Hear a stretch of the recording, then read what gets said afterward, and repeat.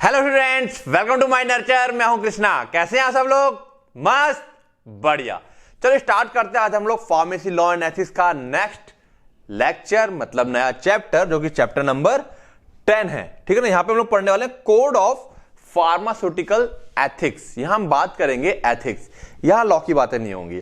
ठीक है। एथिक्स क्या होते हैं? एथिक्स हम लोग एक तरह से ऐसे समझ सकते हैं कि क्या चीज सही है। सही इन द सेंस कि एक तरह से हम कह सकते हैं कि मानवता के नाते, है ना, इंसानियत के नाते जो चीज बेस्ट है फार्मेसी फील्ड में वो हमको करना है, और वो मानवता के नाते क्या चीज अच्छी है वो हम यहां थोड़ी बहुत चीजें सीखने वाले हैं, और क्या क्या प्रॉब्लम्स आती हैं उसके बारे में थोड़ा सा डिस्कस करेंगे। ठीक है। तो आओ स्टार्ट करते हैं। यहां पे हम लोग अपना बेसिक्स, पहले कुछ डेफिनेशन समझने की कोशिश करते हैं, क्या क्या डेफिनेशंस हैं। तो कोड क्या हो गया एक तरह से? क्या कोड का मतलब क्या होता है कि एक तरह से कोई चीज बता दी, जैसे नहीं किसी का कोड होता है, तो एथिक्स के भी कुछ कोड है ना। एथिक्स के भी कुछ कोड है, मतलब क्या क्या चीजें फॉलो करनी ही करनी है और क्या क्या चीजें होती ही होती हैं। तो यहां पे अगर हम देखें तो क्या कह रहा है ethics it means moral principle. देखो साफ साफ कह दिया है, एथिक्स का मतलब है moral principles.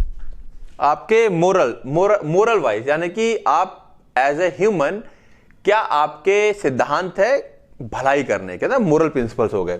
It is science of moral duty, कि आपका नैतिकता या वही मानवता के नाते क्या दायित्व बनते हैं, क्या ड्यूटी है।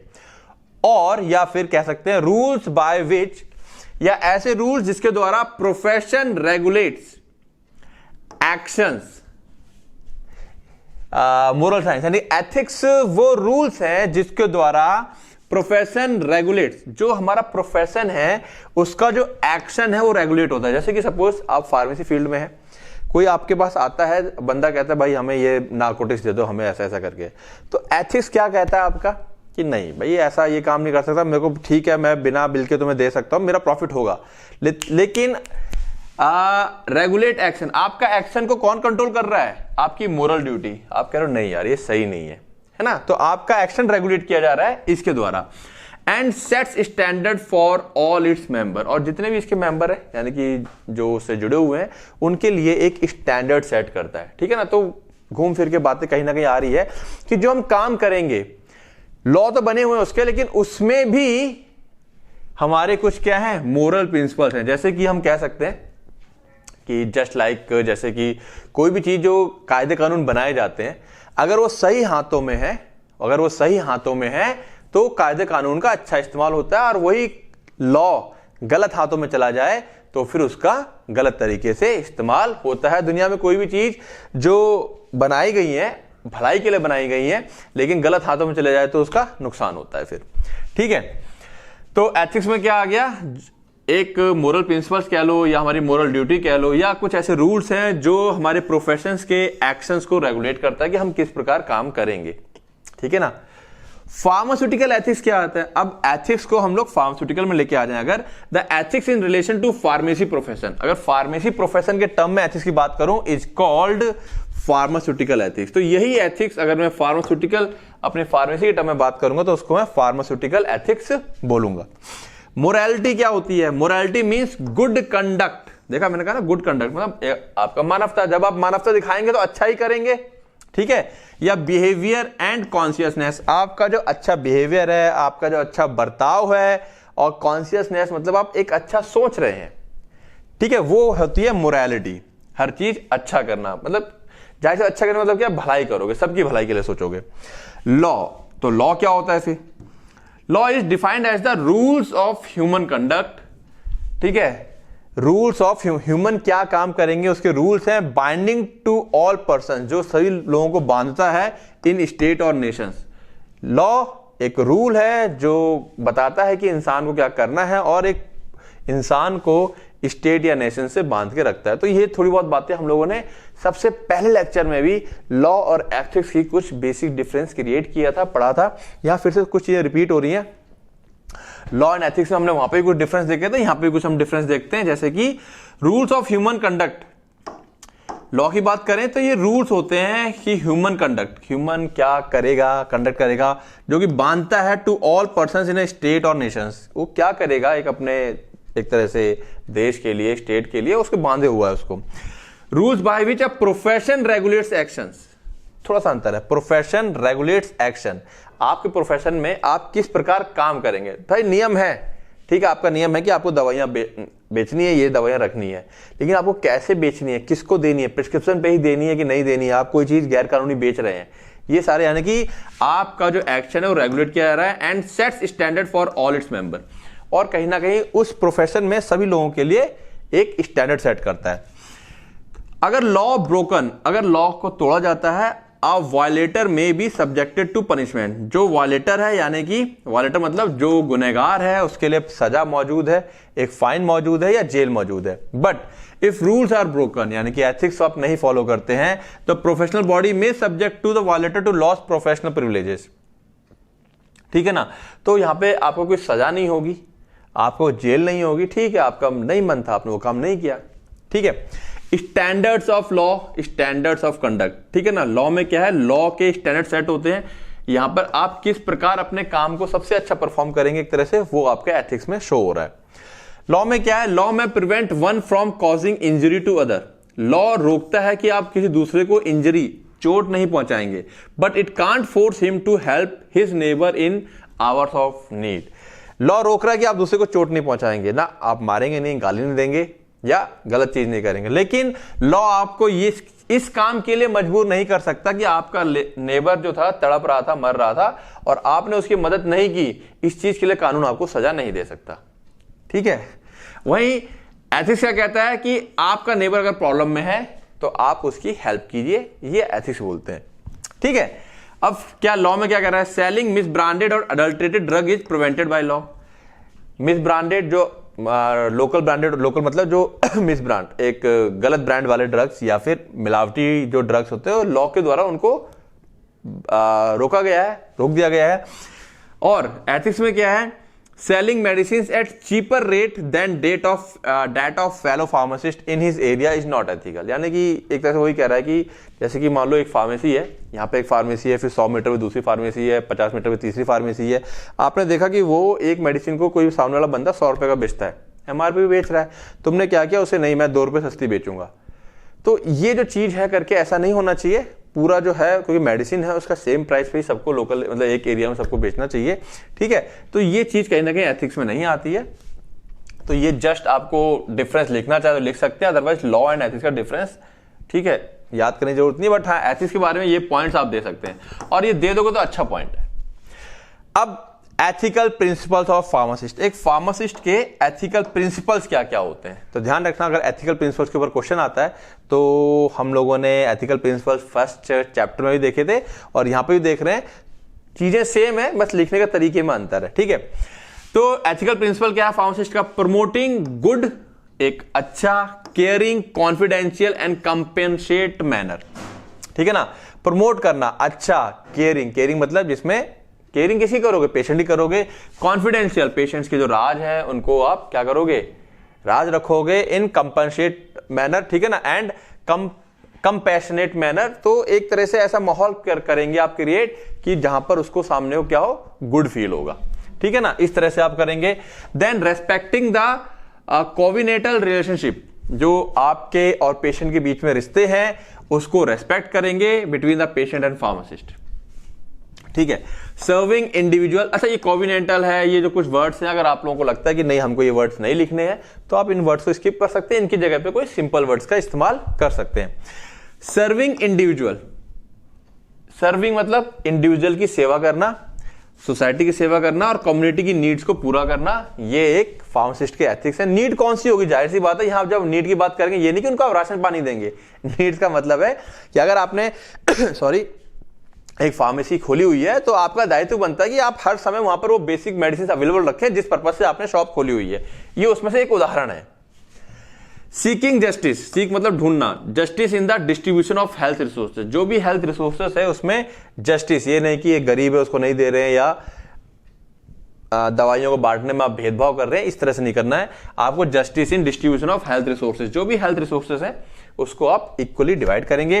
Respecting the dignity and autonomy of each patient, हर एक पेशेंट की जो डिग्निटी है, मान सम्मान है, उसकी जो ऑटोनॉमी है उसमें, ऑटोनॉमी मतलब कह सकते हैं उसकी जो एक तरह से इंडिविजुअलिटी है उसका आप मान सम्मान करेंगे, क्योंकि जो पेशेंट होते हैं वो बेचारे कई बार लाचार होते हैं, पीड़ा में होते हैं, दिमाग से थोड़े से हिल जाते हैं बीमारी के कारण में, तो बहुत सी बातें आपसे शेयर करते हैं, तो आप उसका मान सम्मान रखेंगे पूरा।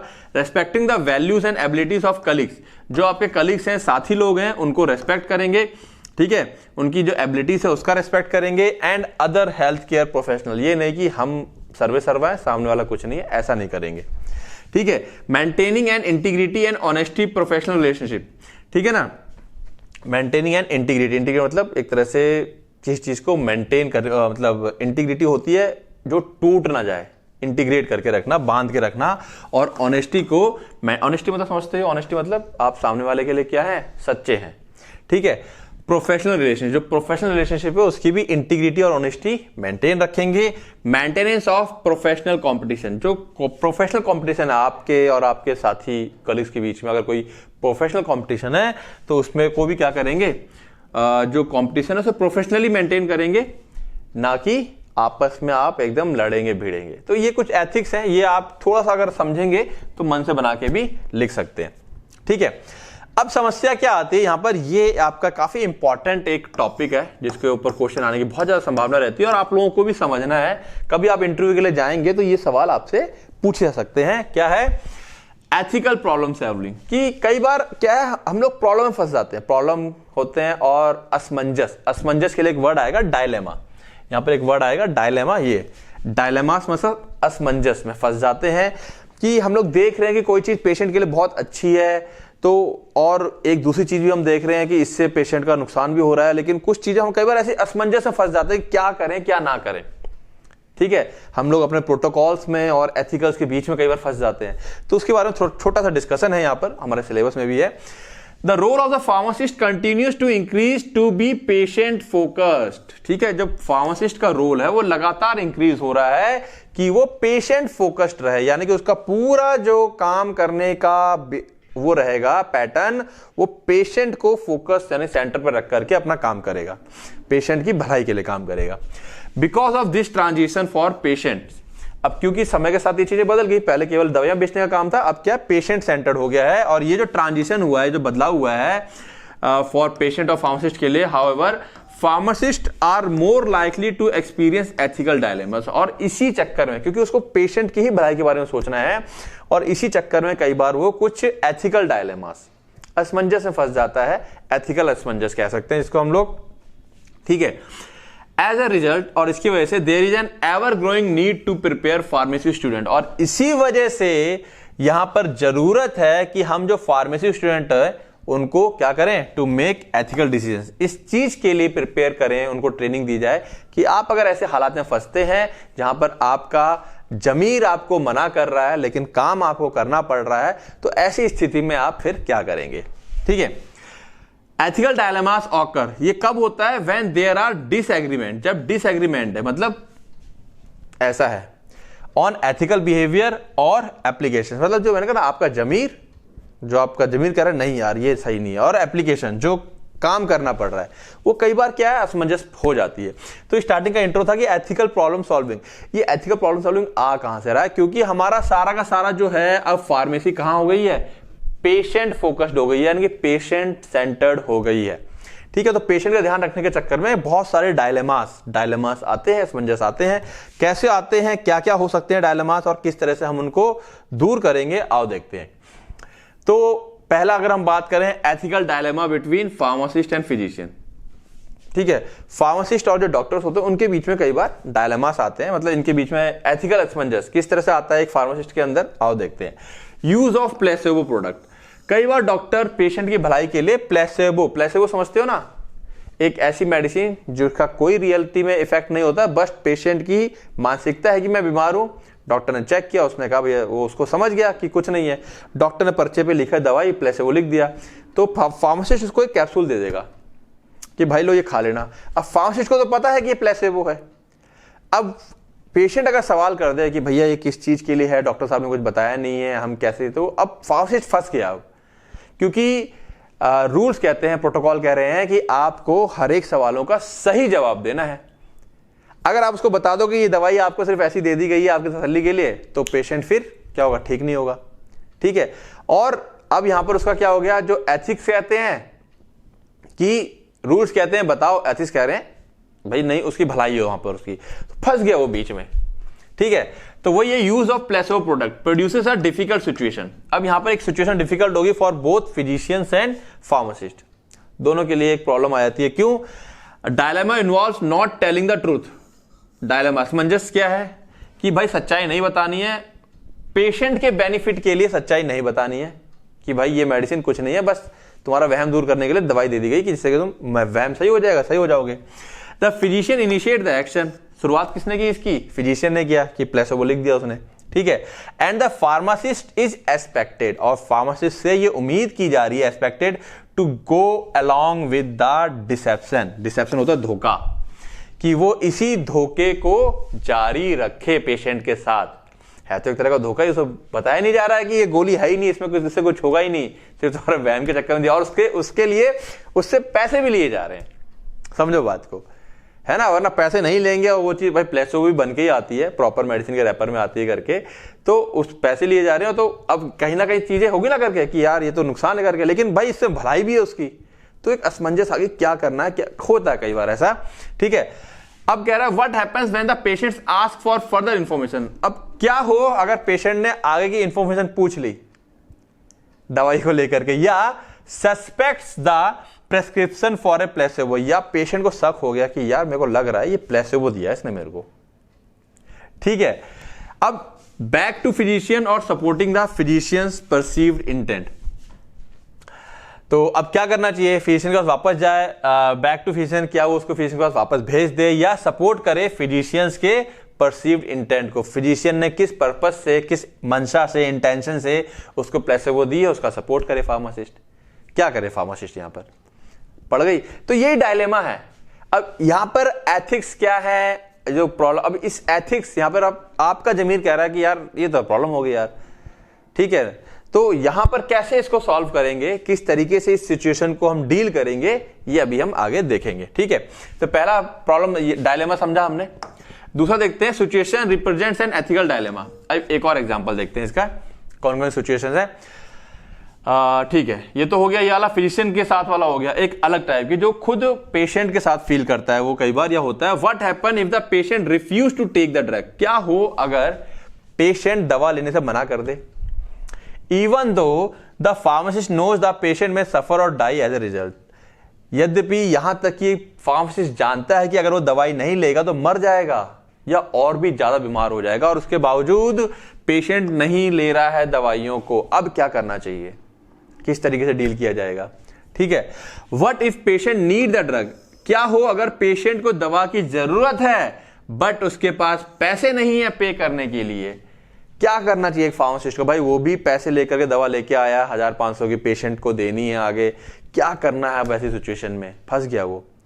एथिक्स कहता है कि भाई ये मर जाएगा, इसको दवा दे दो, पर उसका भी नुकसान हो रहा है, पीछे से वो भी पैसे लगा करके चीजों को लेकर के आया, हो गया डायलेमा, फंसा। What if the drug is for AIDS. क्या हो अगर भाई फार्मासिस्ट को पता है कि ये दवा तो एड्स की है, and the pharmacist knows that, और फार्मासिस्ट जानता है that patient wife is unaware, और वो जानता है कि पेशेंट की जो वाइफ है वो ये नहीं जानती है कि इसको एड्स की दवा चल रही है। ठीक है, तो ऐसी सिचुएशन में क्या करे, वो बताए कि ना बताए, क्या करे, भाई बताना भी पड़ेगा क्योंकि आगे प्रिकॉशन रखनी है, तमाम चीजें होती हैं ऐसी। तो ऐसे बहुत सी सिचुएशंस फंसती हैं एक फार्मासिस्ट के साथ। जाओ एक रियल लाइफ फार्मासिस्ट की जिंदगी जियोगे तो बहुत सारी रियल लाइफ डायलेमास, असमंजस, एथिकल डायलेमास, ठीक है, जहां पे आपका जमीर आपसे कहेगा कि यार क्या करूं मैं, दोनों चीजें सही हैं, क्या करना चाहिए, तब क्या होगा, क्या करना है। ठीक है, तो एथिकल डायलेमास क्या होती हैं, जितना हम पढ़ रहे हैं अल्टीमेटली मुद्दा यह है कि दो चीजों में फंसोगे आप, दोनों ही चीजें सही हैं, अब करना क्या है आपको, ये चीज आपको डिसाइड करनी है। ठीक है, तो एथिकल डायलेमा बिटवीन फार्मासिस्ट और पेशेंट। अब फार्मासिस्ट और पेशेंट की बात करें, जैसे कि a patient might present a prescription to pharmacist with doses regimen of 4 times a day। कि हो सकता है कि कभी ऐसा हो कि पेशेंट जो प्रिस्क्रिप्शन लेके आया, पर्चा लेके आया दवाई का, उसमें दिन में 4 बार दवा खाने को लिखी थी। ठीक है, एक प्रॉब्लम आती है, if the patient is unable और unwilling to take the medicine 4 times a day, और वो कहता है कि भाई यार ये 4 बार तो मैं नहीं खा पाऊंगा, ठीक है। हाउएवर, हालांकि by reducing the dosing regimen to twice a day the patient might be more able to comply with it, और अगर वो 4 बार से दिन में 2 बार हो जाए तो शायद ज्यादा अच्छी तरीके से रेगुलर वे में उसको वो दवा खा पाएगा। अब क्या करे फार्मासिस्ट, ठीक है ना। तो ये इस तरीके से कुछ डायलेमा। अब ऑब्वियसली बात है, अभी आप लोग कहेंगे सर करना क्या है इसमें, डोज बढ़ा दो, ऐसा कर दो, वो कर दो, ऐसे नहीं होती चीजें, ठीक है ना। तो प्रॉब्लम आ जाती है कई बार कि क्या करना चाहिए, कैसे करना चाहिए। तो वो सब चीजें, जैसे ये सब कई सारी चीजें, कुछ चीजें आपको लग रही होंगी तो बड़े आसान से सवाल थे, ठीक है। तो यहाँ आसान से सवाल इसलिए देंगे जिससे कि आप उसको कोरिलेट कर पाओ, इजिली समझ पाओ, ठीक है। आगे आते हैं। अब है हमारे पास decision making framework, very important. जब भी ये क्वेश्चन आएगा इसका क्या कहते हैं डायलेमा वाला, तो आपको ये चार्ट पूरा नहीं बनाना है, मैं बता दूंगा वैसा काम करना है, ठीक है। तो इसके आपको क्या करना है, 4 स्टेप, 5 कितने स्टेप हैं इसके, 5 स्टेप हैं, 1 2 3 4 5। तो आप चाहें तो हेडिंग बना ले कि फर्स्ट हेडिंग, सबसे पहले क्या करेंगे, हर कोई क्या करता है, identify the issue and examine the facts. सबसे शुरुआत में आप प्रॉब्लम को समझें कि प्रॉब्लम क्या है। तो जैसे कि आप इसमें 4 पॉइंट दे दिए, जरूरी नहीं कि आप चारों पॉइंट लिखें, आप कोई 2 भी लिख सकते हो। जैसे कि is this a clear ethical issue of right and wrong, पहले तो ये आइडेंटिफाई करें क्या ये क्लियर कट एथिकल इशू है सही और गलत का। अगर एथिकल इशू नहीं है तो फिर चीजें आसान हो जाएंगी, ठीक है। What is the ethical issue और डायलेमा, एथिकल इशू है क्या, इसको परखें। सबसे पहले तो ये देखें कि एथिकल इशू ही है कि कोई और इशू तो नहीं है। दूसरा, एथिकल इशू है क्या, is the ethical dilemma complicated by conflict of value, क्या एथिकल डायलेमा जो है वो कॉम्प्लिकेटेड होता जा रहा है, उलझता जा रहा है वैल्यूज, जो हमारे वैल्यूज हैं, है ना, जो हम लोग एक तरह से कह लो कि काम करने के हमारे तरीके हैं, ठीक है, उनके बीच में आपस में एक तरह लड़ाई हो रही है कि नहीं ये चीज सही है, ये चीज, उसमें और ज्यादा कॉम्प्लिकेटेड होता जा रहा है। What are the key facts, उसके मेन की फैक्ट्स क्या है, क्या क्या उसके कारक हैं, कैरेक्टरिस्टिक्स हैं। If related to a patient issue और dilemma, what are the patient wishes, अगर वो पेशेंट से मुद्दा जुड़ा हुआ है, ठीक है, तो ये देखो कि पेशेंट क्या चाहता है। Does the patient have sufficient information to make an informed decision, क्या पेशेंट के पास पर्याप्त इंफॉर्मेशन है to make an informed decision, जिससे कि डिसीजन लिया जा सके, ठीक है। Are there any unique situational factor that you need to consider, क्या कोई और यूनिक सिचुएशन फैक्टर, कोई और फैक्टर ऐसा है जो कि जरूरत है कंसीडर करने की, सोचने के लिए, विचार करने के लिए। तो जैसे यहां पे 3-4 पॉइंट थे, तो आप जैसे सारे ना लिखें, कोई 1-2 याद कर लें, ये वाला पॉइंट याद कर लें, ये वाला पॉइंट याद कर लिया, ये वाला पॉइंट याद कर लिया। तो जरूरी नहीं कि इसके अंदर आप ये सारे पॉइंट थे। तो पहली हेडिंग डालेंगे आप, identify the issue and examine the fact, उसके अंदर 2-3 सवाल, क्वेश्चन क्या लिख देंगे, तो following question should be asked, जैसे ये वाला पॉइंट लिखा, और इसके अंदर लिखेंगे following question should be asked under point number 1। तो 1 2 3 क्वेश्चन डाल दिया आपने। फिर जब ये आपका क्लियर हो जाएगा, फिर यहां से आपको जवाब मिला कि हाँ ये है, फिर अप्लाई गाइडलाइंस और स्टैंडर्ड्स। अब आप गाइडलाइंस क्या कहती हैं, स्टैंडर्ड्स क्या कहते हैं, उसको अप्लाई करोगे। इसमें क्या करना है, what does our code of ethics say, हमारा कोड ऑफ एथिक्स क्या कहता है अबाउट दिस सिचुएशन, इस सिचुएशन के बारे में। सिचुएशन आप निकल के बाहर आ गई, फिर सवाल आ रहा है कि हमारा कोड ऑफ एथिक्स क्या कह रहा है। What does our standards of practice say about this situation, हम जो प्रैक्टिस में, मतलब रोजमर्रा की जिंदगी में अगर कोई चीज ऐसी फंसती है तो हम किस तरीके से डील करते हैं, प्रैक्टिस में लेके आए हैं चीजों को, वो क्या कहता है इसके बारे में। Are there any applicable legislation, policies और guideline you need to consider, क्या यहां पर कोई कानून या पॉलिसी या गाइडलाइन है जो कि विचार करने के लायक है, ठीक है। Is there any applicable research और literature available to inform and support you, क्या जो सिचुएशन फंसी है उसके रेस्पेक्ट में कोई रिसर्च, लिटरेचर या ठीक है, रिसर्च या लिटरेचर यानी कि कोई ऐसी चीज मौजूद है जिसको देख करके आप इस सिचुएशन से निकल सके, मतलब पढ़ करके। Is there anyone you should consult such as colleagues and और द कॉलेज, क्या यहां पर ऐसी सिचुएशन है या ऐसा है कोई जहां पे कि आपको कंसल्ट करना पड़े आपके कलीग को या कॉलेज को या डिपार्टमेंट को। तो ये चीजें आपको क्वेश्चन अपने आप से करने हैं, तो आपको आंसर निकल के अपने आप आते जाएंगे। जब मान लो यहाँ पर आपको पता चल गया कि कोड ऑफ एथिक्स क्या कह रहा है या कंसल्ट करना है वगैरह वगैरह, जब ये चीजें हो जाएंगी फिर आएगा एवेल्युएट द पॉसिबल रिजोल्यूशन, यानी कि अब हमें आंसर ढूंढना है। तो आपने ये सब स्टडी कर ली, पहले क्वेश्चन ढूंढा, क्वेश्चन करने के बाद उसका आंसर कहाँ का मिल सकता है उस जगह पे गए हम लोग, रिसर्च किया, फिर हम लोग अब फाइनल अपने आंसर पे आ रहे हैं। क्या कह रहा है ये, determine and critically reflect on at least 3 alternative course of action. जो आंसर्स हैं हमें कम से कम उसके, देखो जब एथिक्स है तो कोई चीज जब सही होती है तो उसको 2-3 तरीके से कर सकते हैं, तो वो ये कह रहा है at least 3 alternative courses of action, कम से कम 3 तरीके आपको डिसाइड करने हैं। ठीक है, आपको यहां से क्या लेने हैं, 3 तरीके डिसाइड करने हैं। Consider the strength and limitation of each.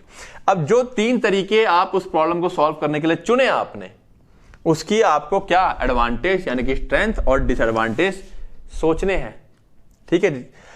In considering potential resolutions ask yourself, जब आप एक पोटेंशियल एक अच्छा आंसर ढूंढ रहे हैं तो अपने आप से पूछिए, would this course of action, क्या ये जो कोर्स ऑफ एक्शन है यानी कि ये जो मैं सोल्यूशन करने का सोच रहा हूं, क्या ये पेशेंट को first and respect his right as an autonomous person, क्या ये जो मैं तरीका अपनाऊंगा उससे पेशेंट फर्स्ट रहेगा, उसकी रेस्पेक्ट उसकी डिग्निटी मेंटेन रहेगी। ठीक है। दूसरा सवाल क्या करेंगे, bear public scrutiny, that is if your decision and conduct were made public, कि अगर आपका जो फैसला जो लिया जा रहा है वो पब्लिकली कंडक्ट किया जा रहा है, would it be considered ethical and appropriate. अगर आप उसको पब्लिकली ले रहे हैं, सबके सामने उसको करने के जा रहे हैं, उस फैसले को लेने जा रहे हैं, तो क्या वो अप्रोप्रिएट है, एथिकल रहेगा। Be considered acceptable as a precedent for future behaviour, क्या मतलब वो इसका, that is would it be appropriate for all pharmacist और pharmacy technician to now do this. ठीक है ना, तो कह रहा है क्या इट वुड बी अप्रोप्रिएट, क्या ये अप्रोप्रिएट है फॉर ऑल फार्मासिस्ट और pharmacy technician to now do this, क्या इसको करना अब जो भी फैसला लेने जा रहे हो सबके लिए पॉसिबल है, सही फार्मासिस्ट के लिए, टेक्नीशियन के लिए। नेक्स्ट, क्या support our commitment to serve and protect the best interest of our patient. तो कह रहा है कि जो आप एक्शन लेने जा रहे हो वो सपोर्ट करता है हमारे कमिटमेंट को। हमारा कमिटमेंट क्या है, to serve and protect the best interest of our patients, यानी कि पेशेंट्स के लिए हमने सर्वे सर्वा भलाई सोची हुई है। क्या जो आप डिसीजन लेने जा रहे हो क्या उसमें उसकी सर्वे सर्वा भलाई में कोई कमी तो नहीं आ रही है, बात समझ में आ रही है। तो बेटा ये सारे क्वेश्चंस हैं, इसमें 2-2-3-3 भी आप अगर याद कर लें तो चल जाएगा, और लॉजिक सी बात है, इसको थोड़ा समझ लेंगे तो आप खुद से भी कर सकते हैं ये। ठीक, क्वेश्चन ढूंढना, उसको मतलब पहले तो प्रॉब्लम समझो क्या है, फिर उसके बाद गाइडलाइंस एंड स्टैंडर्ड्स कौन से बेस्ट रहेंगे, फिर उसमें से कम आपको 3 तरीके निकालने हैं, जो भी बेस्ट था 3 निकालने हैं। ठीक है ना, फिर उसमें सवाल किया आपने, फिर इंप्लीमेंट करेंगे। अब क्या करेंगे, इंप्लीमेंट करेंगे and document your decision making, और उसको लिखा पढ़ी करेंगे पूरी। Choose the most appropriate course of action. Course of action का मतलब है जो आप डिसीजन लेना चाहते हैं वो 3 में से कोई एक सबसे अच्छा आपने चुना और अपना इंप्लीमेंट कर दिया decision. Document the rational for your decision, आपका जो तार्किक डिसीजन था उसको डॉक्यूमेंट किया, इंक्लूडिंग एन एक्सप्लेनेशन। आपको एक्सप्लेनेशन देना पड़ेगा, how it support the best possible health outcome for the patient, कि आपने जो डिसीजन लिया है वो किस प्रकार पेशेंट की हेल्थ के लिए बेस्ट था। ठीक है, ये हो गया। नाउ फाइनली यहां तक तो कहानी होगी खत्म, फिर रिव्यू होना बहुत जरूरी है। आपके हिसाब से तो बेस्ट था, क्या वाकई में अच्छा था? भाई हम काम हमेशा अच्छे के लिए करते हैं, और ये एक देखो, ये मैं यहीं की बात नहीं बता रहा, ये हमेशा होता है। आप अपने दोस्त के लिए, परिवार के लिए, बच्चों के लिए, हमेशा सबके लिए काम अच्छा ही करना चाहते हैं, लेकिन एक सिक्के के 2 पहलू होते हैं। कई बार ऐसा होता है कि आपको जो चीज अच्छी दिख रही है उसका दूसरा पहलू कई बार आप नहीं देख पाते हैं, वो दूसरा वाला देखता है, फिर उसको क्या लगता है कि यार ये इंसान तो गलत कर रहा है मेरे साथ, लेकिन ये बेचारा तो अच्छा ही कर रहा था, लेकिन वो दूसरा पहलू नहीं देख पाया बेचारा। ऐसे ये आज के टाइम पर 99.99% समस्या है परिवारों में या किसी रिश्ते में चीजों को खराब करने के लिए, कि हम अच्छा करना चाहते हैं लेकिन जो उसका दूसरा पहलू है वो हम कई बार नहीं देख पाते, या फिर यूं कह लो कि उसका नेगेटिव पहलू सामने वाला देखता है तो वो हमको फिर गलत मानता है। खैर ये एक अलग बात होगी, बीच में आई तो बताई, यहां पे भी ऐसी होता है, इसीलिए रिव्यू एंड रिफ्लेक्ट किया जाता है। हमारे भाई हम घर के बड़े हैं, हमने फैसला ले लिया बच्चों के लिए, घर वालों के लिए, तो हम उसको रिव्यू कौन करेगा? बच्चे करेंगे हमारे पापा ऐसे, हमारी बीवी ऐसी, मेरा पति ऐसा, होता है ना ऐसा, वो रिव्यू निकल के आता है। रिव्यू कैसे आता है फिर? लड़ाई के रूप में निकल के आता है फिर चलो यहाँ पे रिव्यू होता है इसका। Review and reflect on the outcome of your decision, उसको रिव्यू करना है। What did I learn from it, मैंने इससे क्या सीखा। What might I have done differently to produce a better outcome for my patient. Listen, very good point. ये आपको हर किसी को, मतलब हर किसी को अपनी लाइफ में भी अपनाना चाहिए। जब भी आप किसी बड़े फैसले को लेते हो, आप या छोटे मोटे फैसले भी लेते हो किसी को लेकर के, परिवार में किसी अपने प्रियजन के लिए आप कोई फैसला लेते हो, तो उसको लेने के बाद आपको ये जरूर सोचना है what might I have done differently, इससे अलग मैं क्या कर सकता था जो कि बेटर आउटकम हो। मैं देखो दो चीजों को कोलेट कर रहा हूं, कंफ्यूज मत कर जाना। यहां तो पेशेंट के लिए तो करना ही करना है, थोड़ी सी चीजें, क्योंकि भाई हर कोई पारिवारिक तो है ही, यहां पर जो मेरे वीडियो देख रहा है, सुन रहे हो, पारिवारिक तो हो ही आप लोग। तो आपको जब भी कोई फैसला लिया है तो उसको ये जरूर सोचना है कि इससे बेटर होता क्या है। हम कहते हैं कि जो मैंने कर दिया वो सबसे बेटर, गलत, और यहीं पर दिक्कत आती है। उससे भी बेटर होने की संभावना हो सकती है और रहती है हमेशा गुंजाइश। तो यही चीज यहां पे भी कहा जा रहा है कि जो आपने पेशेंट के लिए डिसीजन ले लिया फाइनली, उस समय अपने हिसाब से बेस्ट, फिर उसको वापस और सोचो। ठंडे दिमाग से जब सोचते हैं तो चीजें और अच्छी अच्छी निकल के आती हैं कि आप और क्या अच्छा बेटर ऑप्शन चूज कर सकते थे। फिर क्या करेंगे, share learning with colleagues and other health care professional. जो आपने यहां सीखा, जो किया, उसको फिर आप दूसरे के साथ शेयर करेंगे। ठीक है, तो यहां पर आप खुद ही रिव्यू करते हैं। तो ये है आपका ethical problem solving flow chart. इसको आप चाहे फ्लो चार्ट के रूप में याद कर लें या पॉइंट बना के लिखें, चॉइस आपकी है। ठीक है, this is very important question, आपको याद होना चाहिए। क्लियर है बातें? Now code of pharmaceutical ethics. Pharmaceutical ethics के जो कोड हैं, यानी कि जो तौर तरीके हैं अपनी जॉब से लेके, अपने पेशे से लेके, मतलब जॉब मतलब जब जहां पर आप काम कर रहे हैं, ट्रेड मतलब जब आप खरीद फरोख्त कर रहे हैं, अपना प्रोफेशन हो गया फार्मेसी को लेकर के, और मेडिकल प्रोफेशन को लेके आपका कोड क्या होना चाहिए, आपके एथिक्स क्या होने चाहिए। सिंपल सी बात ये है यहां पर। ठीक है, तो क्या बोल रहा है, the code of pharmaceutical ethics is formulated bye PCI. ध्यान रखेंगे, कौन फॉर्मुलेट करता है? PCI. For the guidance of, guide करने के लिए इंडियन फार्मासिस्ट को कि अगर ऐसा है तो आपको ये सब चीजें करनी है। The code of pharmaceutical ethics helps to guide the pharmacist. जो कोड है फार्मास्यूटिकल एथिक्स के, वो हेल्प करता है guide the pharmacist as to how he should conduct himself in relation to, कि वो किस प्रकार बिहेव करेगा जब वो अपने जॉब में है, अपने ट्रेड में है, अपने प्रोफेशन में है और मेडिकल प्रोफेशन के साथ। ठीक है, आओ देखें, चीजें समझ में आएंगी। Pharmacist in relation to his job, वो कह रहा है कि क्या बोला जा रहा है, स्कोप ऑफ फार्मास्यूटिकल सर्विसेज, कि वहां पर क्या क्या स्कोप है एथिक्स के लिए। व्हेन प्रीमाइसिस, यानी कि वो जगह जो कि रजिस्टर्ड है अंडर स्टैट्यूटरी रिक्वायरमेंट, यानी कि लीगल तौर पे जो आपने जो अपनी फार्मेसी स्टैब्लिश की है, वो जो रजिस्टर्ड कर ली है और ओपन करी है as a pharmacy, a reasonably comprehensive pharmaceutical service should be provided. तो पीसीआई कहता है कि एक रीजनेबली, जो एक रीजनेबल है, आपकी जैसे बीपी की मशीन है, हाइट नापने की मशीन है, बेसिक मेडिसिन हैं, ये कुछ चीजें तौर तरीके वहां पे आपके पास हमेशा रहनी चाहिए। अब ठीक है, आपके पास बीपी मशीन नहीं है या कोई छोटी मोटी चीजें नहीं है, काउंसलिंग आप नहीं कर रहे हो, तो आपको उसके लिए सजा नहीं है। बट पीसीआई कह रही है देखो एथिक्स में अगर आप ऐसा है, तो अगर आपने शॉप खोली है तो जो क्या बोल रहा है, रीजनेबली कॉम्प्रिहेंसिव फार्मास्यूटिकल सर्विस, एक जो फार्मेसी की सर्विसेज होती हैं वो आपको प्रोवाइड करनी ही करनी चाहिए। दिस इन्वॉल्व द, इसमें क्या क्या चीजें हैं, supply of commonly required medicine. ठीक है, इसी लाइन को आगे बढ़ा रहे हैं कि इस सर्विसेज में क्या क्या है। This involve the commonly required medicine. अब पहले आपने फार्मेसी खोल ली है, आदमी दिमाग में यार मेरे बगल में दुकान है, मेरे को बुखार की दवा मिल जाएगी। अब तुम बुखार की दवा रख नहीं रहे हो या हर समय अवेलेबल नहीं है, कभी माल खत्म हो जाता है, आप ध्यान नहीं देते हो, माल आ रहा है जा रहा है, मतलब आप फार्मेसी वाले पूरे काम कर ही नहीं रहे हो।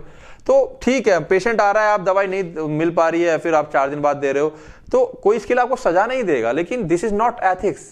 आपको उम्मीदें हैं किसी से कि इमरजेंसी में वहां जाऊंगा तुरंत मेरे को मिल जाएगी कोई चीज, लेकिन अगर वो चीज नहीं प्रोवाइड कर रहे हो तो दिक्कत है फिर। ठीक है, commonly required medicine of this nature without undue delay, यानी कि बिना देरी के कॉमन मेडिसिन तो मिलनी चाहिए। It also involve willingness to always furnish emergency supplies, और हमेशा अगर इमरजेंसी है, मान लो कोई कह दे भैया इमरजेंसी है, तो तुरंत वो सप्लाई होनी चाहिए, आप कहीं से भी अरेंज करके दें उसको।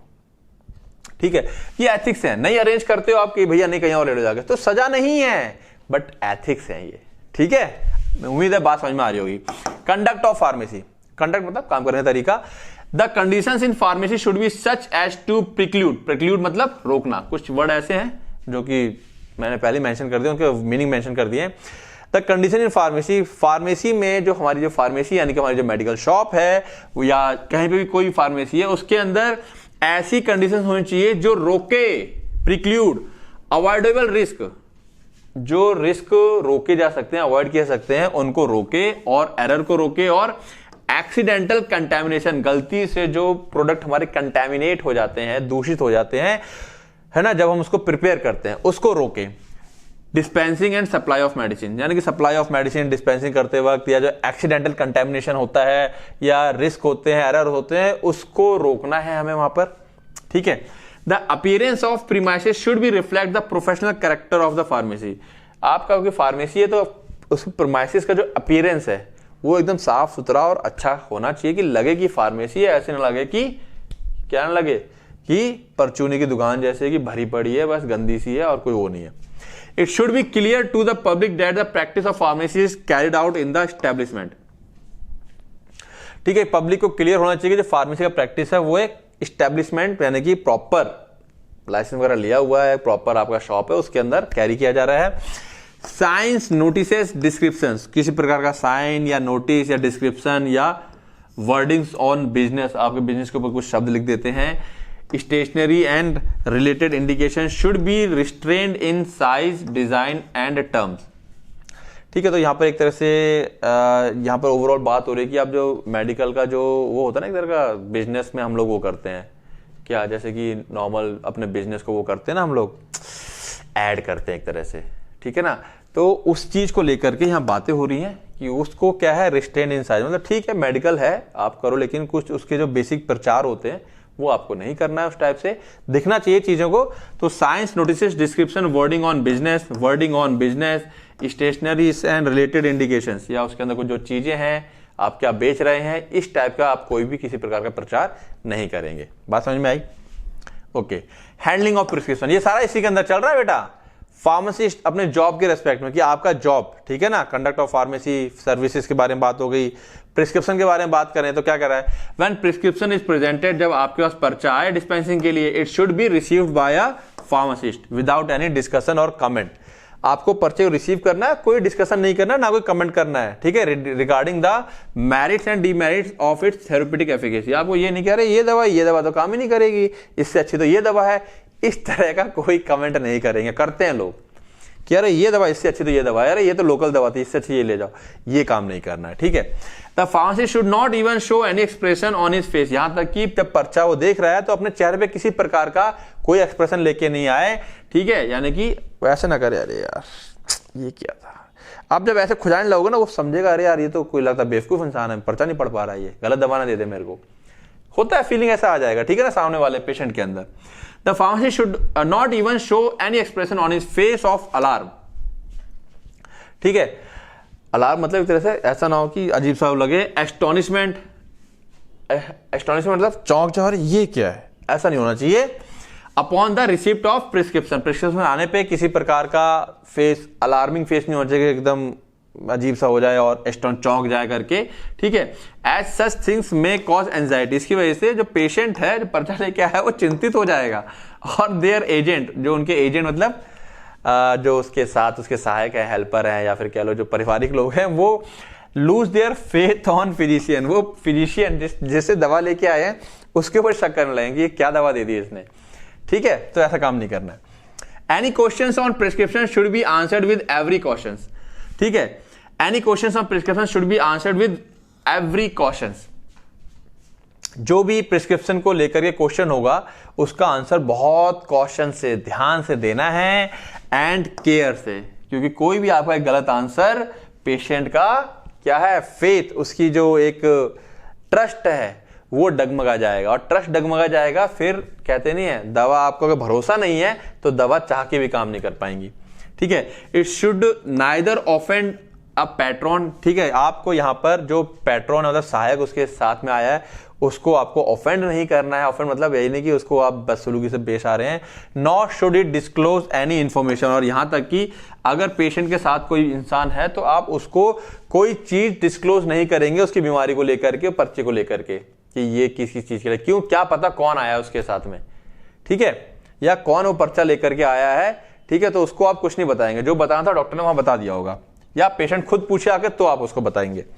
Which might have been intentionally withheld from him, ठीक है, तो सिंपल सी बात क्या होगी, it should neither offend patron, patron को ऑफेंड नहीं करेंगे, nor should it disclose any information which might have been intentionally withheld from him, जो कि जानबूझ करके इंटेंशनली विदहेल्ड, रोकी गई है उसे बताने से, तो आप उसको नहीं बताएंगे, ठीक है। जब आप पर्चा लेके आए तो आप केवल डिस्पेंस करेंगे, अगर वो प्रॉपर काउंसलिंग के लिए आता है तो एक अलग चीज रहेगी, लेकिन अगर केवल पर्चा लेके आया तो फिर आप कोई चीज उसको नहीं बताएंगे। It is not with in the privilege of pharmacist, pharmacist के हक में ये चीज नहीं है टू ऐड, कि कोई चीज जोड़ दे या हटा दे, और या सब्स्टिट्यूट एनी इंग्रेडिएंट, या किसी इंग्रेडिएंट को बदल दे, और आल्टर या बदल दे कंपोजिशन ऑफ प्रिस्क्रिप्शन, या प्रिस्क्रिप्शन का कंपोजिशन ही बदल दिया उसने, without the consent of the prescriber, consent मतलब सलाह मशवरा के, प्रिस्क्राइबर डॉक्टर की सलाह मशवरा के बगैर ना तो कोई चीज ऐड करेगा, ना जोड़ेगा, ना एक के बदले में कोई दूसरी चीज जोड़ेगा, इस तरह की चीजें नहीं करेगा वो।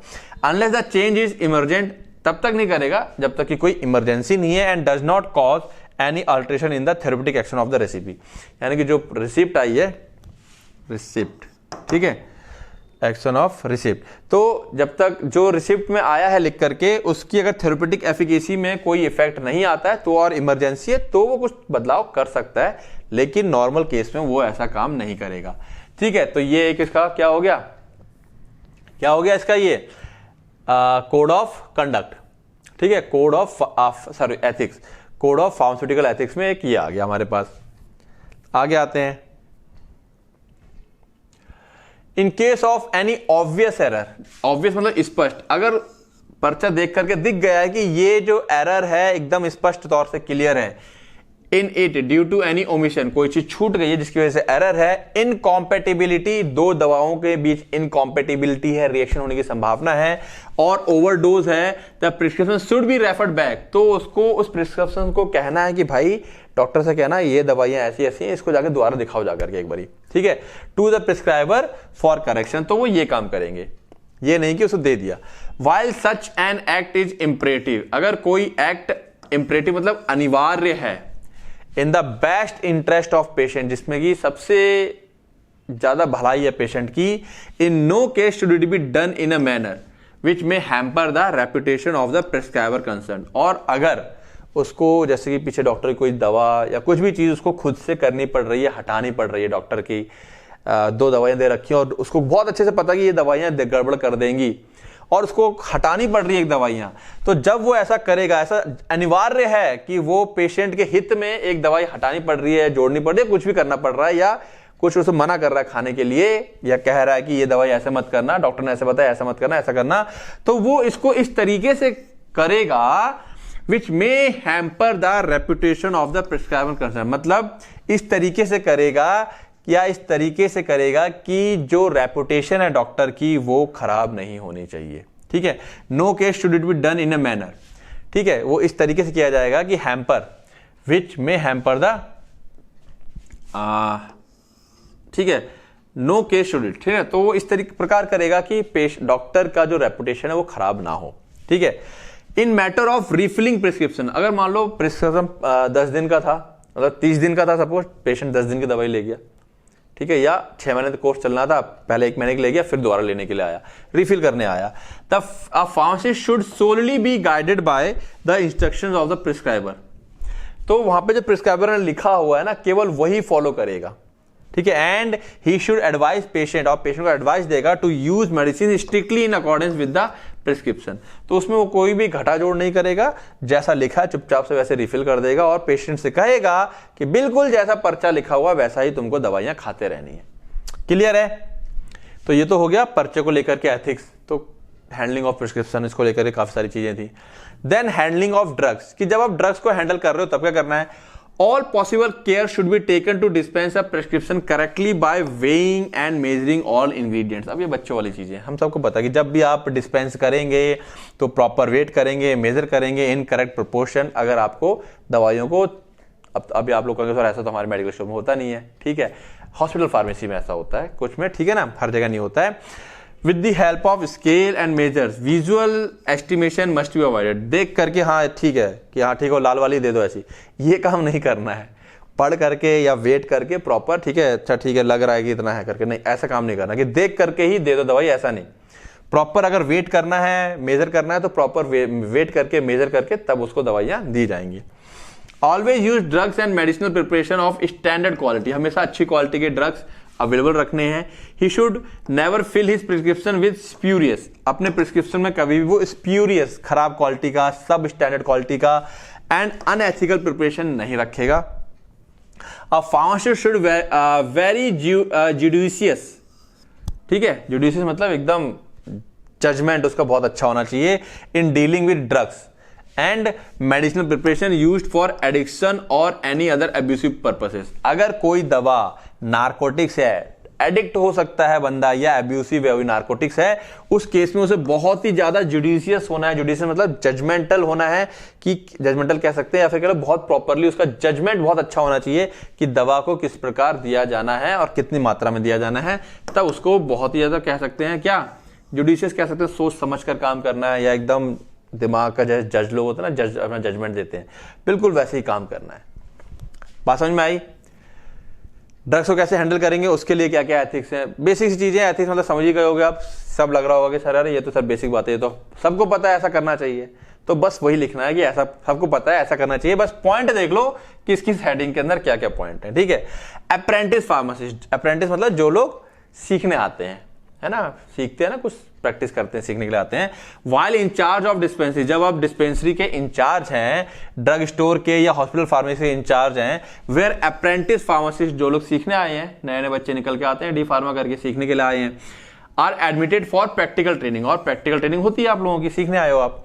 अ फार्मासिस्ट शुड सी दैट, एक फार्मासिस्ट देखेगा कि the trainees are given full facilities for their work, कि ट्रेनीज को पूरी फैसिलिटी मिले अपना काम करने के लिए, सो दैट, जिससे कि on the completion of their training, कि जब उनकी ट्रेनिंग खत्म हो, they have acquired sufficient techniques, तो उनको प्रॉपर टेक्निक्स आती हो और स्किल्स आते हो अच्छे, मतलब सारे एक तरह से कह लो कि कौशल आता हो उनको, to make themselves dependable pharmacist, जिससे कि वो एक सेल्फ डिपेंडेबल फार्मासिस्ट बन सके और आगे पेशेंट्स को सर्व कर सके, ठीक है।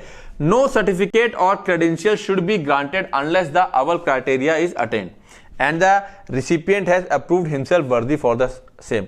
कोई भी सर्टिफिकेट नहीं देना है, क्रेडेंशियल नहीं देना है, मतलब एक तरह से अप्रूवल नहीं देना है, जब तक कि जो चीजें हैं अनलेस द अबव क्राइटेरिया, मतलब ये जो क्राइटेरिया था, ठीक है, इज अटेंड, पूरा क्राइटेरिया अटेंड नहीं हो जाता, मतलब कि वो अपने आप को प्रूफ नहीं कर देते हैं, and the recipient has proved himself वर्दी फॉर द सेम, जब तक कि वो अपने आप को साबित नहीं कर देते हैं। ट्रेनिंग में 3 महीने की होती जो आप लोगों की, कि हाँ अब मैं एक अपना खुद अकेला एज अ फार्मासिस्ट डील कर सकता हूं, जब तक कि वो प्रूफ नहीं कर देते अपने आप को, तब तक किसी प्रकार का सर्टिफिकेट नहीं देना चाहिए। अब ये नहीं कि 3 महीने पूरे हो गए आपने सर्टिफिकेट दे दिया।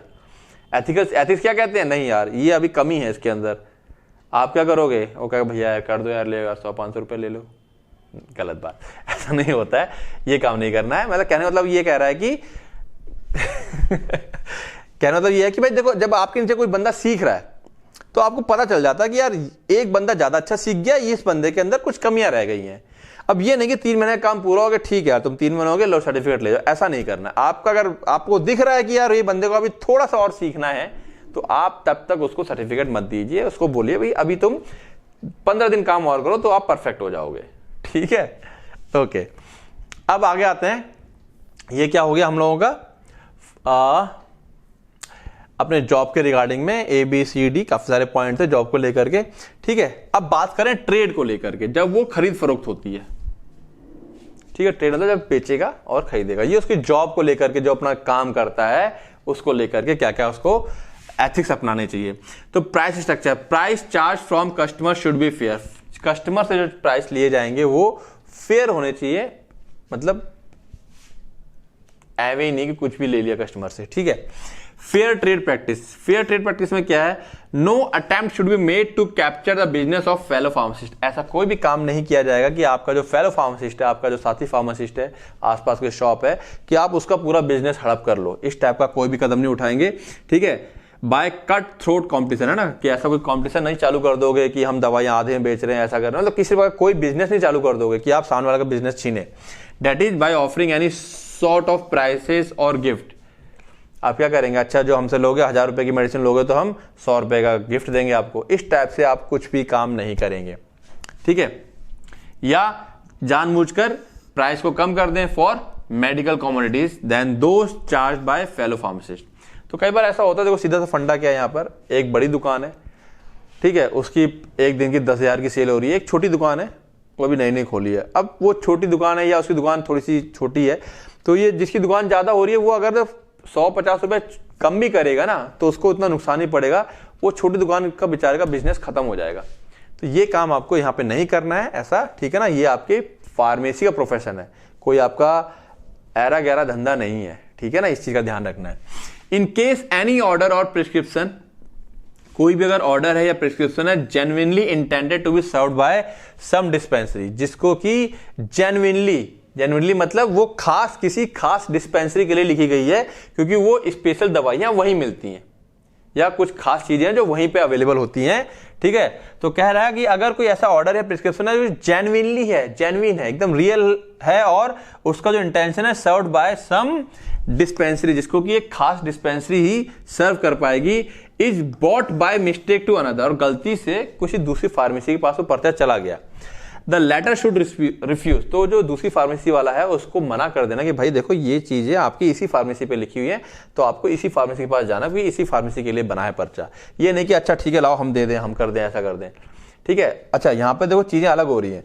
अभी आप कहोगे सर दवाइयां हमारे पास ही मौजूद हो, यहाँ पे वो बात ही नहीं हो रही कि दवाइयां आपके पास मौजूद है। यहाँ पर बोल रहा है कि अगर कोई पर्चा ऐसा बना है कि कुछ मैंने कहा ना कुछ स्पेशल चीजें हैं जो उसी फार्मेसी के पास मिलेंगी, कहीं और नॉर्मली होती नहीं है वो, या स्पेशल बनाई जाती है दवाइयां, डिस्पेंस की जाती हैं, ठीक है। तो ऐसी सिचुएशन में आपको मना कर देना है, ठीक है। एंड शुड डायरेक्ट, और निर्देश देना है कस्टमर को कि भैया वहां चले जाओ, वो वहां पर आपका पर्चा पूरा सही से प्रॉपर हो पाएगा, ठीक है। Labels, trademark and other science and symbols of contemporaries should not B imitated और कॉपीज। अगर आपके कंटेम्प्रेरी मतलब जो आपके आसपास की फार्मेसी है उनका किसी प्रकार का साइंस, सिंबल या ट्रेडमार्क आप इस्तेमाल नहीं करेंगे। तो ये आपका ट्रेड प्रैक्टिस का हो गया, खरीद फरोख्त की बातें। परचेज ऑफ ड्रग, ड्रग को खरीदते वक्त आपको क्या एथिक्स अपनाने हैं। Drug should always B purchase from genuine और रेप्यूटेबल सोर्सेस, है ना, जो लोग रजिस्टर्ड होते हैं, रेप्यूटेड है, उनसे ही दवा खरीदनी है। And a pharmacist should always be on his guard not to aid directly, ठीक है। फार्मासिस्ट खुद अपना गार्ड है, अपना वो खुद रोकेगा, नॉट टू एड कि वो एड सहायक सपोर्ट ना करे डायरेक्टली और इनडायरेक्टली द मैन्युफैक्चरर को, पोजीशन को, जो दवाइयां रखते हैं, स्टोर करते हैं, डिस्ट्रीब्यूशन को, एंड सेल ऑफ स्प्यूरियस और सब स्टैंडर्ड ड्रग्स, यानी कि ना किसी मैन्युफैक्चरर को या जो दवाइयों को होल्ड करते हैं या डिस्ट्रीब्यूट करते हैं या बेचते हैं कि वो किसी प्रकार का स्प्यूरियस या सब स्टैंडर्ड ड्रग को बेचें। इस चीज के लिए आपको खुद को अपने आप को गार्ड करना है। क्यों गार्ड करना है कि भाई वो आएंगे, मान लो कोई खराब स्प्यूरियस लो क्वालिटी की दवा बेच रहा है, कहेगा भैया ऐसा है देखो 100 रुपए है, इस पे आपको इतना मार्जिन मिल जाएगा, ऐसा रख लो। तो यहाँ पे आपका एथिक्स कहता है कि नहीं भाई मैं 5 रुपए 10 रुपए कम कमा लूंगा लेकिन घटिया दवाई नहीं बेचूंगा। ये आपको खुद को रोकना अपने आप को, ओके। हॉकिंग मतलब होता है जैसे ठेली वाला, फेरी वाला, है ना, तो दवाइयों की आप फेरी लगा के नहीं बेच सकते हैं, ठीक। Hawking of drugs and medicine should not be encourage, ये नहीं ऐसा होता है, ना करना है, ना ऐसा रूल है। और should any attempt to made to solicit order, और ना तो आपको ठेरी या फेरी लगा के दवाइयों को बेचना है, और ना ही आपको कुछ ऐसा करना है, नॉट शुड एनी अटेम्प्ट, किसी प्रकार का ऐसा अटेम्प्ट नहीं करना है, made to solicit order for such substances from door to door, या फिर किसी खास तरह के सब्सटेंस के लिए डोर जाकर के आप दवाइयों का ऑर्डर लें, ऐसा काम नहीं करना आपको। सेल्फ सर्विस, कैंटीन वगैरह गए हो, आदमी कहता है सेल्फ सर्विस, पर्ची कट गई, जाओ उधर जाके अपना सामान लो, जैसे कि अपना बड़े बड़े मॉल में चले जाओ, सामान खुद रख लो और जाके पर्चा कटवा लो। ये काम नहीं करना है फार्मेसी में। आपकी अगर बड़ी फार्मेसी, ये नहीं कि हाँ भैया घुसो अपनी दवाइयां चुन लो और कर लो, ये काम नहीं करना, ठीक है ना। सेल्फ सर्विस नहीं होना चाहिए, ठीक। Self service method of operating pharmacies and drugs store should not be use, ठीक है, सेल्फ सर्विस वाला काम नहीं होना चाहिए। As this practice may lead to distribution of therapeutic substances without an expert supervision. Obviously बात है, जो थेरेपेटिक सब्सटेंसेस थे, दवाइयां थी, उसमें कोई सुपरविजन तो हुआ नहीं। उसने दवाइयां, मान लो क्लियर कट पर्चा दवा का नाम लिखा भी हो, जाके डाल देगा, फिर कटा लेगा, तो उसको कोई एडवाइस नहीं मिलेगी। एंड दस would encourage self medication which is highly undesirable. और इस प्रकार सेल्फ मेडिकेशन को बढ़ावा मिलेगा, जो कि गलत है, ठीक है। तो आपको यहाँ पर सिर्फ एक लाइन लिख देंगे कि आप किसी भी फार्मेसी में सेल्फ सर्विस वाली सर्विस नहीं देंगे। बात समझ में आई?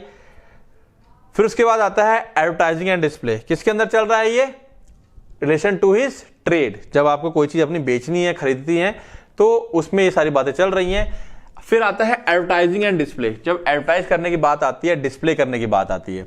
No display material either on premises in the press और elsewhere should be used by pharmacist in connection with the sale to the public of medicines or medicinal appliances which is undignified in style or which contain।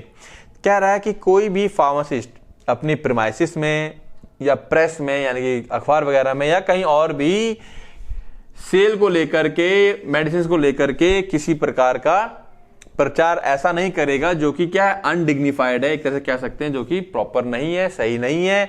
या फिर उसके अंदर ये लिखा हो any offer about refund of money, कि हम ऐसा ऐसा कर लो तो हम पैसा आपका वापस कर देंगे। मिसलीडिंग और एग्जैजरेटेड स्टेटमेंट और क्लेम, आप कोई क्लेम कर रहे हो किसी दवाई को लेकर के, वो नहीं काम करेंगे। The word cure in reference to an ailment or symptoms of ill health, ठीक है ना, क्योर वर्ड का इस्तेमाल नहीं करेंगे आप किसी बीमारी को लेकर के कि हम इसको क्योर कर देंगे। A guarantee of the therapeutic efficacy, आप ऐसा नहीं कहोगे हमारी दवाई पे जो दुकानें मिलती है वो गारंटी ठीक है ना, आप प्रचार कर रहे हैं कि मेरी दुकान से दवाई लेके जाओगे तो गारंटी ठीक हो जाओगे, ठीक है। या एन अपील ऑफ फियर, या आप ऐसा करोगे कि मेरी दुकान से दवा नहीं लोगे तो ठीक नहीं होगे, ठीक है, इस तरह का नहीं करोगे आप, ठीक है। नॉर्मल सी चीज देखो, ये सिर्फ लिखी गई, लिखना जरूरी है ना, क्योंकि आदमी कानून को बदल तोड़ देता है। सपोज ये बात नहीं लिखी होती तो क्या होता, वो क्या डरा करके फिर बेचेगा, जैसे कि हमको पॉलिसीज बेची जाती है ना, लाइफ इंश्योरेंस पॉलिसीज बेची जाती है डरा करके, ऐसा हो जाएगा तो ऐसा हो जाएगा तो आपको इसलिए ऐसा ऐसा ले लेना चाहिए। ये काम आप यहां पे नहीं करेंगे। क्लियर है बातें? यहां तक बातें समझ में आ रही हैं? अरे हाँ ना बोलो। अच्छा ठीक, लंबा हो गया लेक्चर, कोई बात नहीं, थोड़ा और बचा, खत्म करते हैं। 2 पॉइंट बच गए हैं। Pharmacist in relation to his profession, अपने प्रोफेशन के रिलेशन की बात करेंगे। Extend help to fellow pharmacist, जब अपने प्रोफेशन में है तो अपने साथी की मदद करेगा अगर वो इमरजेंसी में है, उसको जरूरत है। Should maintain standard of the profession, profession के जो स्टैंडर्ड्स है उनको मेंटेन करेगा। Should try to weed out, weed out मतलब उखाड़ के फेंक देगा किसको, करप्शन को, in profession and society, society और प्रोफेशन में अगर कोई करप्शन है तो उसे वीड आउट करेगा, जड़ से उखाड़ेगा। He should help in catching the wrong doer, जो लोग गलत कर रहे हैं फार्मेसी के अंदर, गलत ढंग से पेश आ रहे हैं या फिर चीजों को बेच रहे हैं, तो उसको हेल्प इन कैचिंग, उनको पकड़वाने में मदद करेगा। May be member of his own profession, या फिर उसके खुद के ही प्रोफेशन का मेंबर क्यों ना हो। Should have up to date knowledge of professional matter, जितने भी प्रोफेशनल मैटर है उसके लिए अप टू डेट रहेगा कि अब तक की क्या नॉलेज हो गई है। Should have fair knowledge of laws related to his profession, ठीक है, लॉज क्या है उसके प्रोफेशन को लेकर के, उसके लिए भी उसको अपनी नॉलेज को अप टू डेट रखेगा, ठीक है। प्रोफेशन के लिए खत्म हो गया। Now the last one, pharmacist in relation to his medical profession. अगर उसके मेडिकल प्रोफेशन की बात करें तो मेडिकल मतलब कि वो डॉक्टरी नहीं कर सकता है, उसको लेकर के क्या उसका एथिक्स रहना चाहिए। तो लिमिटेशंस ऑफ प्रोफेशनल एक्टिविटी, उसके प्रोफेशनल एक्टिविटीज की कुछ लिमिटेशंस है, क्या काम नहीं कर सकते वो लोग। तो फार्मासिस्ट अंडर नो सर्कमस्टांसेस, किसी भी हालात में कोई भी pharmacist take to medical practice, that is किसी भी हालात में वो मेडिकल प्रैक्टिस नहीं करेगा, यानी कि पेशेंट को अपनी तरफ से दवाई नहीं देगा, अपनी तरफ से, है ना, मतलब डॉक्टर ने बनने की कोशिश नहीं करेंगे। दैट इज डायग्नोसिंग ड्रग की कौन सी दवा दी जानी चाहिए, प्रिस्क्राइबिंग मेडिसिन, ये काम किसी भी हालत में नहीं करेंगे ये लोग। इन इमरजेंसी, अगर इमरजेंसी है, he can give first aid, वो फर्स्ट एड दे सकते हैं टू द पर्सन अगर इमरजेंसी है। Should not recommend a medical practitioner, और यहां तक कि वो ये भी नहीं कहेंगे हाँ फलाने डॉक्टर के पास चले जाओ वो बहुत बड़े इलाज कर देंगे, अरे वो डॉक्टर तो खासी हैं, ये काम भी नहीं करेंगे, ठीक है। This is the medical profession को लेकर बात जो हो रही है। क्लैंडस्टाइन अरेंजमेंट, क्या मतलब इसका, no pharmacist should enter into the secret arrangement and contract with the physician. किसी फिजिशियन के साथ आप लोगों ने देखा होगा ना, ऐसा होता है कि अच्छा वो कहता है कि वहीं उसी मेडिकल के पास जाना, वहीं मिलेंगी दवाइयाँ। क्यों? कुछ खास तरह की ब्रांड्स होते हैं जो कि टाई अप कर लेते हैं कुछ लोग कि हाँ तुम बेचोगे हम तुम्हें कमीशन देंगे, चलता है, इस टाइप से कर रहे हैं कुछ लोग। तो इस टाइप का आपको नहीं करना है। देखो अगर इस टाइप से हो रहा है तो कोई लॉ तो है नहीं भाई, दवाइयाँ वो लिख रहा है, वो बेच रहा है, लेकिन ये एथिक्स कह रहे हैं कि पीसीआई कह रही है आपको ऐसा नहीं करना है, ठीक है। Physician to offer him any commission or any other advantage, तो है ना, क्या करना है, ये काम नहीं करना है कि आप फिजिशियन के पास गए कि उनसे कह रहे हो कि ये ब्रांड लिखना, ये जो हमारे पास बिकेगा हम उसको आपको कमीशन देंगे। सिंपल सी बात ये कहना चाह रहा है क्लैंडस्टाइन अरेंजमेंट में। लाइसेंस विद पब्लिक, लाइसेंस मतलब पब्लिक के साथ जो आपका जुड़ाव है। Being a liaison between medical profession, ठीक है, एंड पीपल, यानी कि मेडिकल प्रोफेशन और लोगों के बीच में जो आप एक जोड़ हैं, ठीक है, लाइसेंस है। A pharmacist will always keep himself updated, तो इसीलिए फार्मासिस्ट अपने आप को हमेशा अपडेट रखेगा विद द मॉडर्न डेवलपमेंट, जो मॉडर्न डेवलपमेंट है of pharmacy bye regular reading of books and magazines. तो रेगुलर जो मॉडर्न डेवलपमेंट हो रहे हैं फार्मेसी के अंदर, तो रेगुलर बुक्स पढ़ेगा, मैगजीन्स पढ़ेगा और अपने आप को अप टू डेट रखेगा। क्लियर है? तो उम्मीद है एथिक्स की बातें आप लोगों को समझ में आई होंगी। कुछ और अब ये सब हम लोग करना है तो उसके लिए क्या करना पड़ेगा? ओथ, शपथ लेनी पड़ेगी, ठीक है। तो फार्मेसी ओथ के बारे में बात करें या फार्मासिस्ट के ओथ के बारे में बात करें तो ये ओथ क्या कहती है? ओथ मतलब शपथ, है ना। शपथ हर किसी प्रोफेशन, मेडिकल प्रोफेशन ऐसा है, वहां पे शपथ ली जाती है। तो शपथ में क्या होता है, क्या बोला जा रहा है, वो थोड़ा समझा देता हूं मैं आप लोगों को। फार्मासिस्ट की ओथ क्या है? I swear by code of ethics, मैं code of ethics of pharmacy council of India जो है उसकी एक तरह से शपथ लेता हूं in relation to the community and shall act as an integral part of health care team, ठीक है। तो आई स्वेयर बाय, ठीक है ना, स्वेयर होता है एक तरह से कसम खाना, ठीक है ना, कसम खाता हूं कोड ऑफ एथिकल, तो इस टाइप से है करके कि in relation to community and shall act as integral part, ठीक है ना, कि वो पीसीआई के जो कोड ऑफ एथिक्स हैं उसके तहत काम करेंगे और एक सोसाइटी में इंटीग्रल पार्ट बन के रहेंगे और हेल्थ केयर टीम का एक इंटीग्रल पार्ट रहेंगे। I shall uphold the laws, सारे लॉज मानूंगा, and standards governing my profession, जो मेरे प्रोफेशन को स्टैंडर्ड्स हैं प्रोफेशन के गवर्न करते हैं और जो लॉज हैं उनको अपहोल्ड मानूंगा मैं। I shall strive to perfect, मैं कोशिश करूंगा perfect and enlarge my knowledge, अपनी नॉलेज को परफेक्ट करने की, अपनी नॉलेज को बढ़ाने की, to contribute to the advancement of pharmacy and public health, जिससे कि फार्मेसी का एडवांसमेंट हो सके और पब्लिक हेल्थ अच्छी हो सके। आई शैल फॉलो द सिस्टम, मैं सिस्टम को फॉलो करेंगे विच आई कंसीडर बेस्ट, जो सबसे अच्छा है, ठीक है, किसके लिए? फार्मास्यूटिकल केयर के लिए जो सबसे अच्छा सिस्टम है मैं उसको फॉलो करूंगा। एंड काउंसलिंग ऑफ पेशेंट्स, ठीक है, तो फार्मास्यूटिकल केयर और पेशेंट की काउंसलिंग के लिए जो सबसे अच्छा सिस्टम है मैं उसको फॉलो करूंगा। आई शैल एंडेवर, प्रयास करूंगा, ठीक है, to discover and manufacture drugs, दवाइयों को डिस्कवर, खोजने में, बनवाने में, और कैसी? क्वालिटी, ठीक है, मैं प्रयास करूंगा तो discover and manufacture drugs of quality, quality drugs को खोजने में, बनवाने में, टू एलिविएट, जिससे कि कम हो सके सफरिंग ऑफ ह्यूमैनिटी, जो इंसानियत में बीमारियां हैं वो कम हो सके जिससे कि। I shall hold in confidence the knowledge gained about the patient, patient से जो नॉलेज मिलती है उसके बारे में, यानी कि पेशेंट की जो इंफॉर्मेशन है उसको मैं कॉन्फिडेंस रखूंगा। इन connection with my professional practice, जो भी मेरे प्रोफेशनल प्रैक्टिस के रिगार्डिंग में कोई अगर पेशेंट ने मेरे को अपनी निजी बात बताई है तो उसको मैं कॉन्फिडेंशियल रखूंगा, किसी को नहीं बताऊंगा। Never divulge unless compelled to do so by the law, कभी भी किसी और को नहीं बोलूंगा, ना किसी को बताऊंगा, अनलेस, तब तक जब तक कि मेरे को ऐसा करने के लिए यानी कि बताने के लिए कानून के द्वारा ना कहा जाए, ठीक है। I shall associate with organisations having their objective for betterment of profession of pharmacy, I shall, मैं जुड़ूंगा ऐसी संस्थाओं से जो जिनका उद्देश्य है betterment of profession of pharmacy and make contribution to carry out the work of those organisation, ठीक है, और उन ऑर्गेनाइजेशन में अपना कॉन्ट्रीब्यूशन दूंगा। While I continue to keep this oath unviolated, ठीक है, इस ओथ को जब मैं तोड़ूंगा नहीं, ठीक है ना, may it be granted me to enjoy life and practice of pharmacy respected by all at all times. तो कह रहा है कि वाइल, कि मैं इस ओथ को तोड़ नहीं रहा हूं, मतलब ऐसे इसको अगर हिंदी में समझा जाए कि वाइल आई कंटिन्यू, जबकि मैं इस ओथ को फॉलो कर रहा हूं, मान रहा हूं और इस शपथ को तोड़ नहीं रहा हूं, may it be granted to me, मुझको भी ग्रांट किया जाए टू एंजॉय माई लाइफ, मैं अपनी लाइफ को एंजॉय करूं एंड प्रैक्टिस ऑफ फार्मेसी को एंजॉय करूं और respect by all at all time, और बाकियों के द्वारा भी मेरे को रेस्पेक्ट मिलता रहे। ठीक है, should I trespass and violate this oath, may the reverse be my allot, ये लिखने का तरीका है। ट्रेसपास है करके कि अगर मैं इसका उल्लंघन करता हूं, वायलेट करता हूं, इसके विरुद्ध जाता हूं, ठीक है, इस ओथ के, may it reverse be my lot, तो मेरे साथ भी गलत हो जाए। एक तरह से इस तरह से लाइन का कहने का मतलब है। ठीक है ना, तो ये फार्मासिस्ट ओथ हो गई है। तो मेरे ख्याल से बात समझ में आ गई होगी। तो ओथ क्यों, शपथ क्यों ली जाती है, शपथ किस चीज के लिए होती है?